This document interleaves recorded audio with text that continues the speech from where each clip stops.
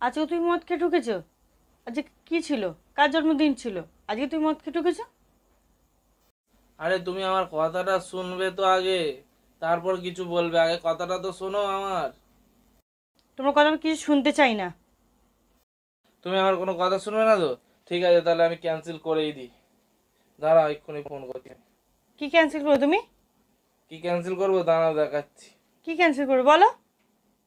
আরে অনেকদিন তোমাকে নিয়ে কোথাও ঘুরতে যাইনি, ওই জন্য বন্ধুদের সাথে বসে প্ল্যানিং করলাম কোথাও ঘুরতে যাব। টিকিট পর্যন্ত কাটতে বলে দিয়েছি। ছেড়ে দাও, আমি ক্যান্সেল করে দিচ্ছি, আমি না না যাব না না। না না না না না। তুমি তো আগে বলবে যে চলো চলো চলো খাবার বাড়ি, তুমি বুঝবে চলো।